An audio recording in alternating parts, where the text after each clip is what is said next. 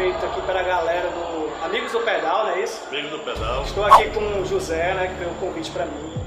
E eu queria que ele falasse um pouco do evento que vai acontecer aqui hoje. Boa noite. O nosso intuito é de potencializar os ciclistas para que a gente evite acidentes e, se porventura venha acontecer, que a gente pelo menos esteja habilitado dos primeiros atendimentos, que a gente chama aqui dos primeiros socorros. Então assim, nós estamos aqui com dois colegas, um deles é amigo nosso, é ciclista, que é o Dr. Márcio Aruna.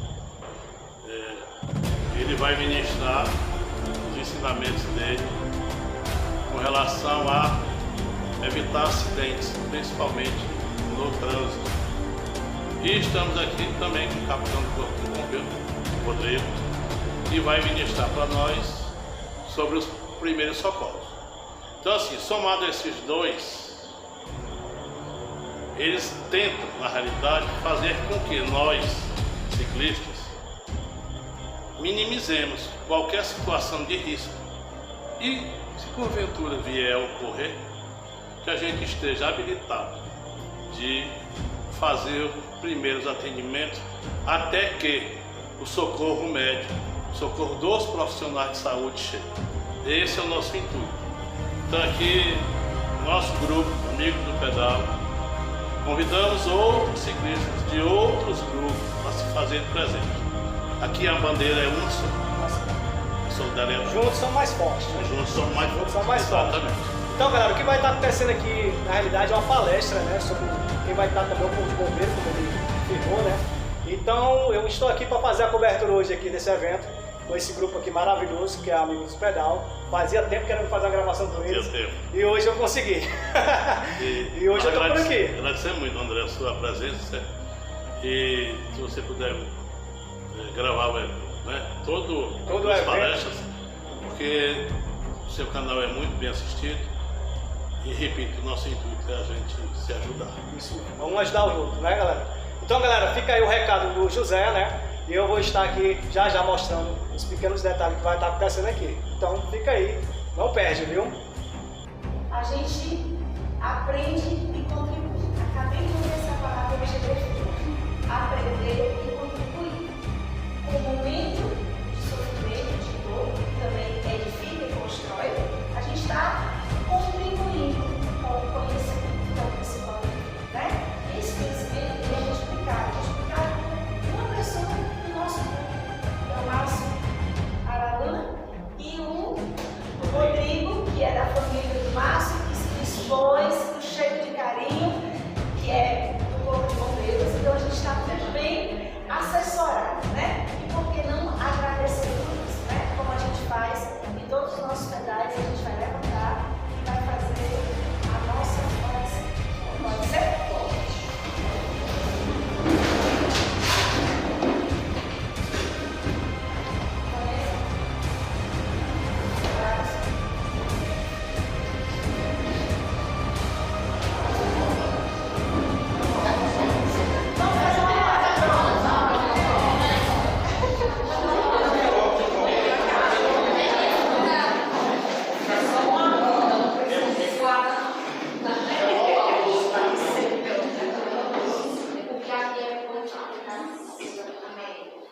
Senhor, estamos aqui nessa noite, ó Deus, reunidos como amigos do pedal.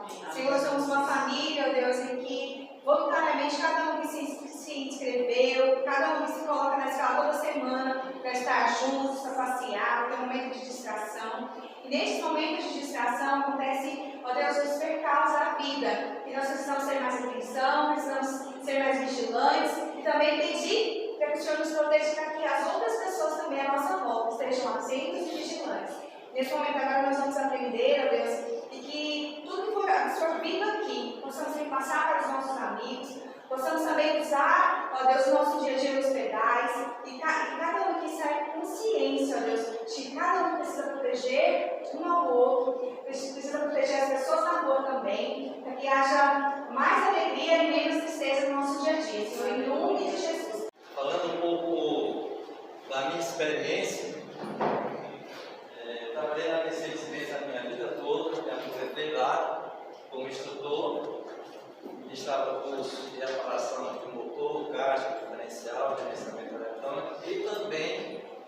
treinamento operacional para motorista carreteiro. Aí você deve perguntar, mas Márcio, pelo amor de Deus, guardando as devidas proporções, o que é que tem a ver uma carreta com a bicicleta? Depois que eu comecei a pedalar aqui, eu comecei a descobrir que tinha muita coisa. E quando eu dou treinamento para motorista carreteiro, que carrega essas forças, para trabalhar junto com elas. A partir do momento, eu vou provar por A mais B, a partir do momento que tem um acidente, que você cai numa bike, que você se machuca, alguma coisa errada você fez. Não se iludam.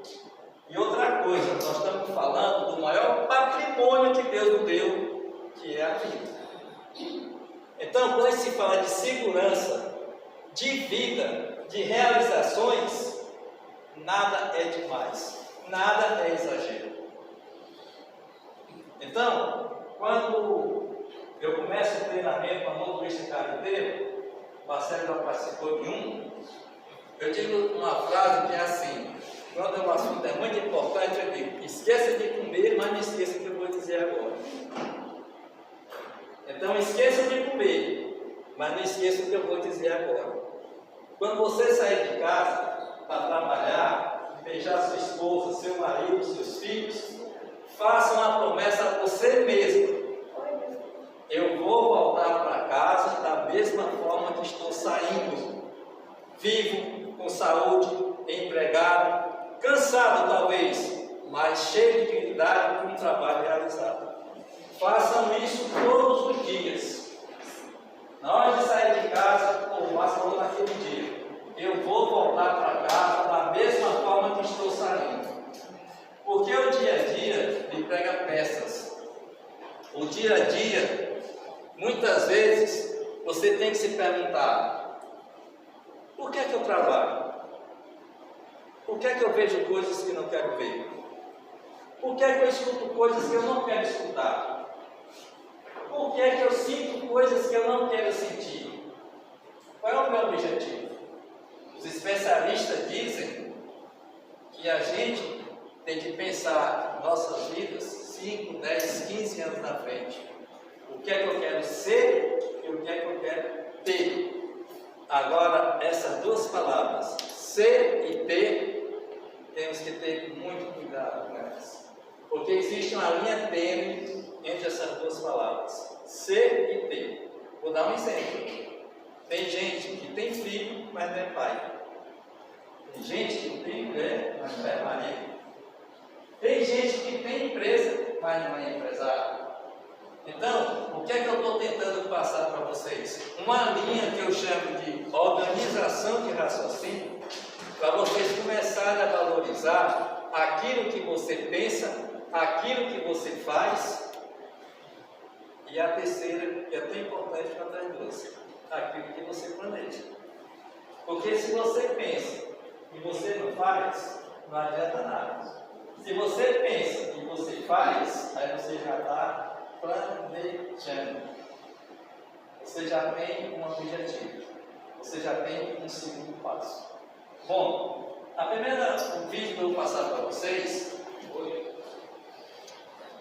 é uma coisa que aconteceu e nós vamos entender o que foi que aconteceu. O cara saiu de casa feliz e satisfeito e acabou numa situação dessa. Ó, se vocês notarem, os ônibus são da mesma empresa, são colegas de trabalho. E aí já foi o espaço. Dirigindo, quando você está andando de bike com a nossa turma aqui, você tem que respeitar 3 limites. Limite do homem, como é que eu estou psicologicamente, se eu estou feliz, se eu quero viver. Limite da máquina, eu conheço essa máquina, ela está revisada, ela tem condições técnicas de me conduzir. Limite da máquina. E o terceiro limite, que é tão importante para todos, o limite da topografia. Eu já passei por aqui, eu conheço a estrada. estrada, eu sei onde é que tem os buracos, eu não tenho. Então, quando você respeita esses 3 limites, a probabilidade e possibilidade de acontecer uma coisa errada é muito pequena. 3 limites, quais são? Primeiro limite, bora falar comigo. Limite do homem, limite da máquina, limite da ortografia. Repetir para encher o saco. 3 limites. Limite da homem. Uma salva de palmas.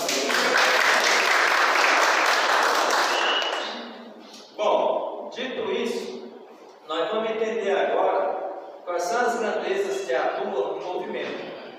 A gente conhece 2 tipos de movimento. O movimento retilíneo, que você vai do ponto A para um ponto B. É um movimento retilíneo. Em 1940 e pouco, antes de Dom Pedro fazer a primeira comunhão dele, os caras começaram a descobrir o movimento de rotação.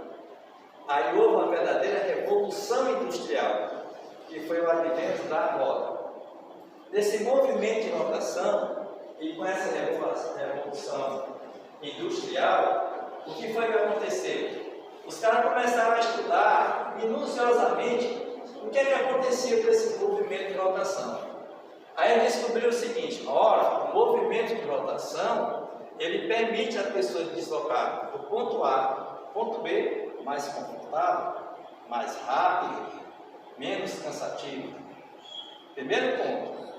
O segundo ponto, eles descobriram também que o movimento de rotação, ele gera 2 grandezas que são inversamente proporcionais: força e velocidade. Enquanto uma cresce, a outra diminui. Vamos entender isso? Vou dar um exemplo do veículo, a caixa de marcha do veículo, depois eu passo para a bike, só para vocês entenderem o que é que eu quero dizer. Dentro da caixa de marcha tem 2 engrenagens trabalhando dentro da caixa de marcha do teu veículo. Desculpa o desenho, eu não sou nenhum, mas vamos tentar aqui. Essa engrenagem aqui eu vou chamar de engrenagem motora, que recebe um movimento direto do motor. E essa daqui eu vou chamar de engrenagem movida. Como o nome está dizendo, ela é movida pela motora. Vamos fazer uma simulação aqui. A engrenagem motora tem 10 dentes e a movida tem 40 dentes. Quantas voltas essa daqui tem que dar para essa daqui dar uma? 4 voltas. Nesse caso, o veículo está engatado na primeira marcha. É quando você acelera que o motor sobe de giro e o carro só falta andar. Por quê? Porque o motor está mandando 4 voltas lá para trás, mas só está chegando uma. Entenderam isso? Vamos engatar o veículo agora na segunda marcha. Aí você aumenta o tamanho da engrenagem motora. Ela passa a ter 20 dentes. Tá? Quantas voltas você tem que dar para essa daqui dar uma? 2. Quando você passa na última marcha do veículo, as engrenagens são do mesmo tamanho. Do jeito que você está mandando o sapato lá, está chegando lá atrás. Porque entra uma volta na caixa e sai uma volta da caixa. Todo mundo entendeu isso? Pronto. Nesse exato momento está confirmado o que eu acabei de dizer anteriormente sobre as 2 forças que atuam, que são inversamente proporcionais: força e velocidade. Se você quiser velocidade, você tem que abrir mão da força. Se você quiser força, você tem que abrir mão da velocidade. A primeira marcha nunca tem a mesma velocidade da última marcha. E a última marcha do veículo nunca tem a mesma força da primeira marcha. Entenderam isso? Agora vamos passar esse conceito para a bike. Na bike, existe uma coisa que a gente chama de overdrive. Eu descobri depois que eu comecei a pedalar. O que é o overdrive? É uma coisa bem interessante. O overdrive, isso aqui a gente chama relação, certo? De transmissão, que nos manuais do veículo é simbolizado pela letra I minúscula. Na bike é uma coisa interessante. Na bike, a engrenagem motora é muito maior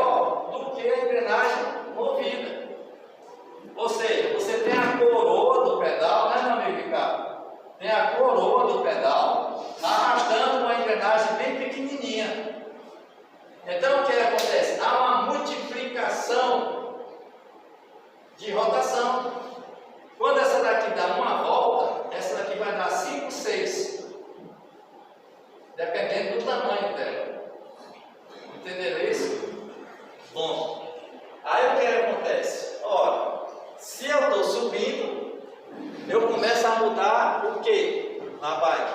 O tamanho das engrenagens trabalhando. Ó. Então, o conceito é os diferentes tamanhos de engrenagem interagindo permite que você tenha torque e velocidades diferentes. Entendeu?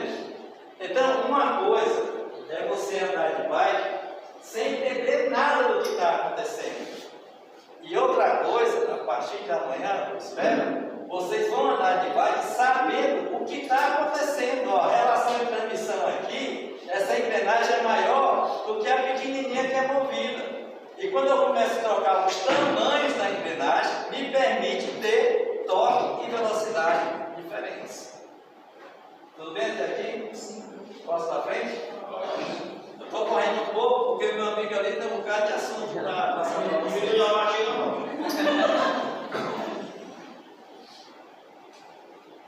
Tá mais speed, né? Correndo assim. Se o corpo está parado, ele quer estar parado. Por quê?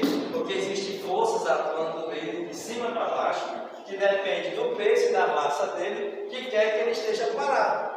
Então, se você tem um corpo parado aqui, você tem um corpo parado na superfície plana, existem forças atuando nele de cima para baixo, que é proporcional ao peso e à massa dele, que quer manter ele em repouso. Para você tirar ele do repouso, você tem que fazer uma força que seja maior do que essa força que está atuando nele, para fazer ele ganhar movimento. A partir do momento que ele ganha movimento, ele tem uma força que quer manter ele sempre em movimento e sempre em linha reta. Para você parar esse corpo, você tem que fazer uma força no sentido contrário, que seja maior do que aquela força que está atuando nele, para fazer ele parar ou mudar de direção. Isso é inércia. O interessante é que essas forças que atuam, ela depende muito do conceito que você tem de consequências de acidente e de desastres. Vou dar um exemplo. Quando você está dirigindo a 100, 110, 120 km por hora, ouvindo a musiquinha, você se sente tranquilo, porque você não sabe o que é que está acontecendo à sua volta. Simplesmente não sabe. A partir do momento que você souber, você começa a ter mais cuidado. Eu só vou fazer a pergunta básica a vocês aqui. Acho que todo mundo dirige aqui. Para vocês, o que significa aquela placa na beira da estrada com 1,80? Assim. 80 km por velocidade permitida, 80 km. Vocês acham que é isso, né? Isso é controle de velocidade, né? Vocês estão muito enganados. A turma não divulga para não fazer terrorismo, mas eu faço. Aquela placa escrita 80, se você vier dirigindo freios, você vier dirigindo, atravessou um animal, você bateu de frente, o carro captou, você tem 80% de chance de sair com vida, se você tiver a 80 km por hora. A engenharia, eu trabalhei na Mercedes-Benz a minha vida toda, e acompanhei linha de montagem. O Romero já trabalha na Volkswagen, ele sabe quem é o Mark Young. O Mark Young é aquele engenheiro que está na linha de montagem, na hora que ele vê uma coisa errada, ele é o único da empresa todinha que tem poder de parar a linha de montagem para corrigir eles. Então, o que acontece? Se você está no veículo a 80 km por hora, aconteceu uma coisa, você tem 80% de chance de sair de vida. Por quê? Porque onde você senta, está uma coisa que chama de célula de sobrevivência. Tudo que foi projetado ali é para salvar a sua vida. Se você bater de frente, o mundo vai passar por baixo dos seus pés. Ao seu redor não tem nada de metal, não tem nada de quina viva, tudo é redondo, tudo é plástico. E além disso, ao redor de você, que é a célula de sobrevivência, tem uma coisa que você está talvez não saibam que é metal de sacrifício. O que é um metal de sacrifício? É aquele metal que se desintegra antes de chegar a você. Isso que é a célula de sobrevivência. Agora, se você estiver a 90 km/h, 90, você só tem 10% de chance de sair com vida. Se você tiver mais de 100, só Deus me salva. Quer dizer que até com 80 eu tenho chance de sair com 80%. Eu tenho chance. Quer dizer que eu A engenharia diz que você tem 80% de chance de sair com vida. Seja caminhão, carro. Porque ele foi projetado para isso. Eles pensaram nisso. E aí, outra coisa que eu preciso passar para vocês. Quando você está deslocando numa bike, ou num carro pequeno, ou na carreta, ou naquelas pá eólicas, 70 metros de comprimento, uma dica, e até da bike também, preste bem atenção. Se você está a 40 km/h, viu, Cicinho? 40 km/h, a tua visão pode ser 10 metros na frente. 80 km/h, a visão 80 metros na frente. 110 km/h, a visão é onde alcançar. Porque você se antecipa. Quanto maior a velocidade, maior o teu ângulo de visão. Às vezes você está descendo na bike, na ladeira, e eu tenho certeza que você está olhando para o pneu da bicicleta. Não pode olhar para o pneu. Se você está descendo, está ganhando velocidade 30, 40, 60 km/h numa bike descendo, o teu ângulo de visão tem que ser lá na frente. Lá na frente. E você tem que exercitar duas coisas. Esqueça de comer, mas não esqueça o que eu vou dizer agora. Duas coisas que vocês têm que exercitar sempre, sempre, sempre, sempre. A primeira, visão periférica. O que é visão periférica? Visão abrangente do que está acontecendo. O nome já está dizendo periferia. Periférica. Eu tenho que entender se tem algum animal que precisa passar, se tem que trazer muito, se é uma feira livre, se eu vou ter alguma surpresa. Visão periférica. E a outra, eu vejo gente estabelecendo toda hora todo instante, é julgar os espaços. Dá para descer pedalando? Eu tenho que descer empurrando? Eu vou desinvestar aqui nessa ladeira sem saber o que é que vai acontecer? Teve um amigo meu que estava me contando essa semana lá no P100, eu estava resolvendo um problema lá com a turma lá. O cara disse: rapaz, mas estou falando em bike.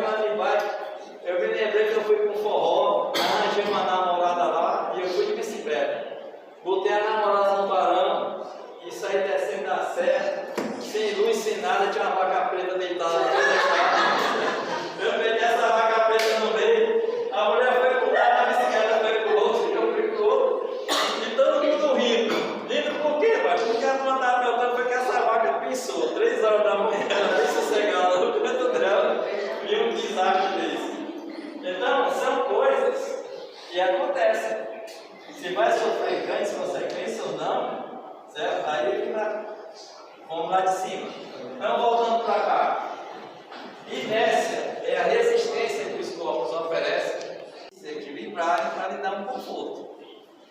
Isso é tão sério de um jeito, se você for fazer uma curva, certo? A força centrípeta está atuando, está chamando você para o centro da curva. Onde é que ela atua? No coeficiente de atrito do pneu com o solo. Ok? Aí se você derrapa, você perde o coeficiente de atrito. Quando você derrapa numa curva, o teu corpo vai para dentro da curva ou vai para fora da curva? E quem foi que empurrou? A força centrífuga. Não é isso, Felipe? A força centrípeta, ela é acionada pelo coeficiente de atrito do pneu com o solo. Você está fazendo a curva. O pneu, de contato com o solo, está direcionando o centro. Mas se você perde essa força, a força centrífuga, que é expulsar, certo? Ela lhe joga para fora da tangência. E essa força é tão poderosa de um jeito, que eu vou passar um vídeo aqui mostrando isso aí. Eu só tenho uma pergunta que eu falei. Por que os ciclistas caem tanto nos trilhos do trem? O trilho do trem? Porque você perde o coeficiente de atrito da roda com o sol. Mas qual a maneira melhor de se evitar que você faça uma além de diminuir a velocidade? A transversal perpendicular, mas perpendicular mesmo ao trilho. Exatamente na perpendicular. Nunca na diagonal. E não é só trilho não, viu? Aquela tinta branca de sinalização, se me atrapalhada também, ela ali vira sabão. O exemplo aí, né? Márcio, da força, né? Você perde totalmente o. Porque assim, os vetores são o direcionamento da força. Então, o que acontece? Quando a força centrípeta está atuando, você está em equilíbrio, porque você está igual com a força centrípeta. Quando você perde a ação da força centrípeta, certo? A força centrípeta prevalece e lhe expulsa do. Viram, velho? Só lembrando, quem é motoqueiro há muito tempo sabe que jamais freia naquela parte branca pintada, porque é queda da sequência. Não adianta. Mas, Márcio, eu não sei se você vai abordar aí. Nada disso tem sentido se uma condição básica do ciclista ele não cuidar da bicicleta dele, com relação a pneus, freio, que são as manutenções. Aí é os 3 limites. Quais são os limites? Primeiro limite. O limite do homem. Se ele tem problema, se ele não tem. Tá? Limite do homem, limite da máquina, limite da topografia. Eu vou andar de noite? Vou. Aqui tem curva fechada? Tem. Qual é a minha postura? Vou respeitar a topografia, filidiana. Tem transeuntes? Tem carreta passando? Tem. Onde é que eu vou ficar? No acostamento. Eu estou respeitando a topografia. Agora, se eu vou daqui para Canoa Quebrada, faz 3 meses que eu não olho abaixo. Quando eu vou, você está com o pneu seco, está tudo certo, eu enchi o pneu e vou embora. Aí começa a quebrar a corrente, começa a lavar a corrente, começa a lavar a confusão. Você não respeitou o limite da. Essa parte da nossa conversa está bom com o Ricardo e o seu Aldir, né? Pessoal, tudo bem até aqui? Vocês esperando, já estou quase concluindo, viu? Eu vou passar aqui só uns exemplos para a gente identificar o poder que as forças que atuam no veículo em movimento têm, tá? Que são poderosas. Então, a primeira é essa daqui, ó. Tá tudo tranquilo, o cara tá escutando uma musiquinha, sol, bonito. Olha o que esse cara fez, ó. Ele fez a curva, o pneu traseiro levantou. Ele já deixou de ser motorista para ser passageiro. Botar uma dele até entregadeiros, certo? Ele já deixou de ser motorista, ele perdeu o controle, agora ele é passageiro. Ele não tem mais poder de nada. E essa força é tão poderosa que a carreta só vira de trás para frente. Toda a carreta só vira de trás para frente. Se ele olhar no retrovisor, o último pneu levantou 20 centímetros, ele pode entregar a uma Deus que não tem mais jeito não. Se ele olhar no retrovisor e o último pneu levantou 20 centímetros, adeus. Ó, vou mostrar de novo aqui. Independente do peso? Hã? Independente do peso da carga? Independente de peso. Levantou 20 centímetros, meio metro, pode esquecer. Ela só vira de trás para frente, velho. Ó, levantou o pneu, tá vendo? Levantou. Aonde eu aí? Quando chega lá dele, é só o chicote. Pronto. O que foi que aconteceu? Quem foi que virou essa carreta? A força centrífuga, porque a centrípeta já está comprometida. Houve um desequilíbrio de forças. Entendeu? Então uma força prevaleceu sobre a outra. Mas não pode ter sido a centrífuga não, que ele foi demais? Hã? Não pode ter sido a centrífuga não, que ele foi demais?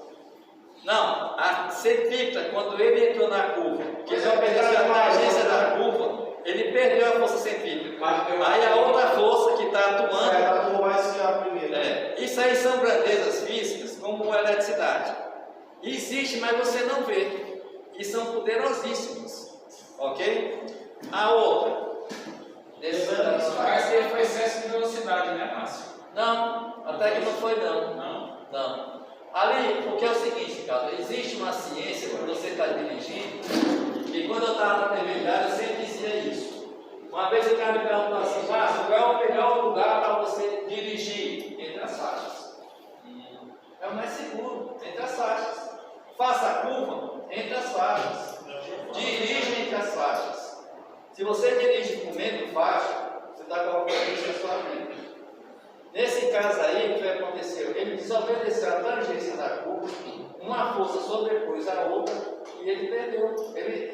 Na hora que levantou o pneu, ele já deixou de ser motorista para ser passageiro. A força inercial. E a inércia. Esse outro aqui, você lembra que eu falei? Visão periférica e julgar os espaços. Ó, aqui.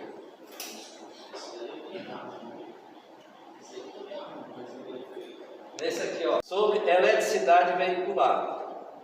Por quê? Porque essa semana uma amiga minha, ela passou por um perrengue grande, veio com um cara desonesto, certo? O cara comprou um absurdo, e quando ela veio falar comigo, que eu olhei o orçamento, eu disse,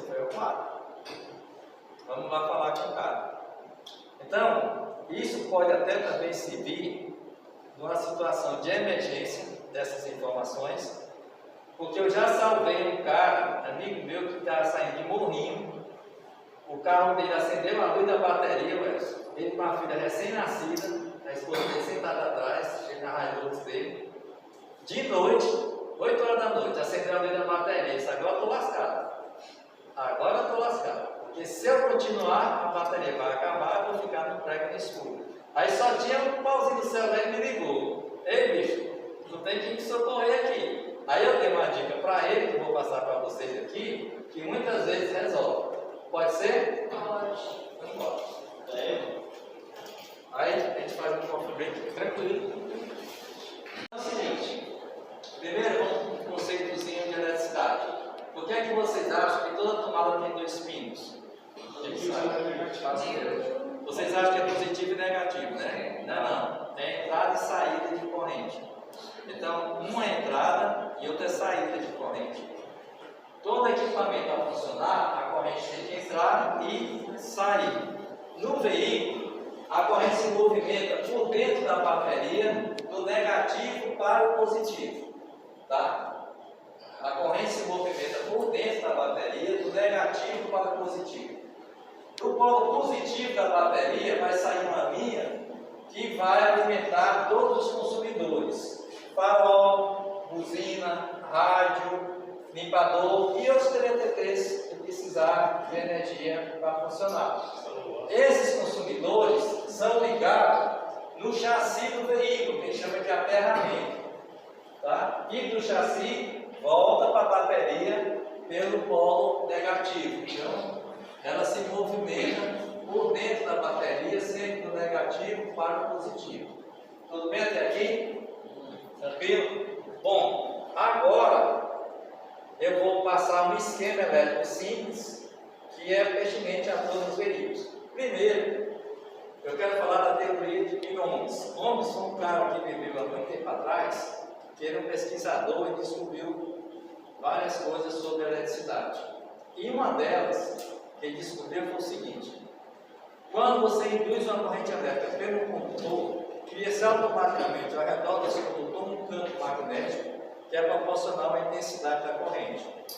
Por que é que você pega na geladeira quando você leva um choque? Porque aquele vazamento de corrente está passando pelo corpo da geladeira e criou um campo magnético que é proporcional à intensidade da corrente. Aí não tem corrente não. Aí é o seguinte. Aí teve outro cara que começou a estudar também e descobriu o seguinte: se você forma o campo magnético e se você corta o campo magnético repetidas vezes, você gera uma nova corrente elétrica. Ok? Que é o princípio do alternador do veículo. Aí nós vamos para cá.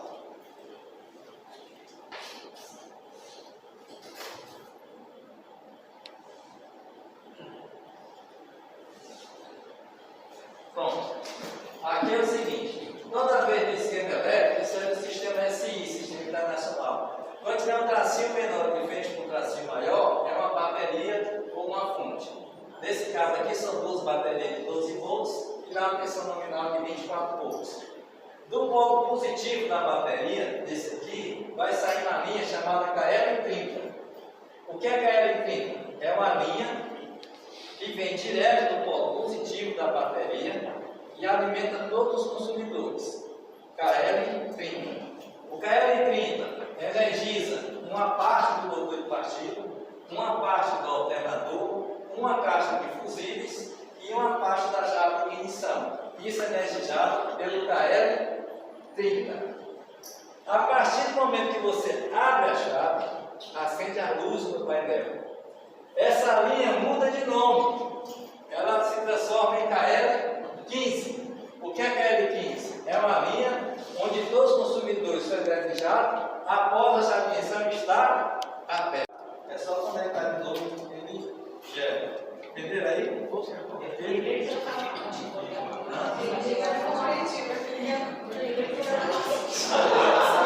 Olha a outra nível do celular.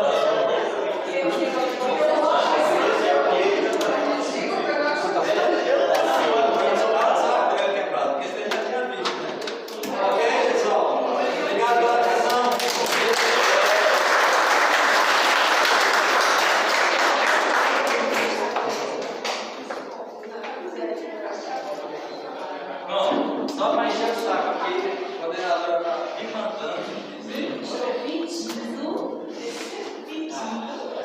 Só para encher o saco de vocês. 13h20, tem que pé, passeando. 20 km na máquina, da montanha. Se eu não tiver feito vídeos, eu não vou trabalhar dentro de ninguém. Certo? Se eu estou revoltado, querendo me aventurar, querendo me arriscar, se arrisque sozinho. Né? Então cada um é senhor de si mesmo. E a outra coisa, pessoal, é que a gente tem que entender quais são as coisas que atuam. Como eu falei, energia cinética, energia potencial, são coisas que atuam mesmo que você não vê. Né? Isso é muito importante você entender isso aí. A outra é aquela história da cadência. Né? Por exemplo, eu fui para a Casa Amarela. Aí depois eu passei até uma mensagem para o Ricardo. Ricardo, eu contei quantas pedaladas eu dei em Casa Amarela.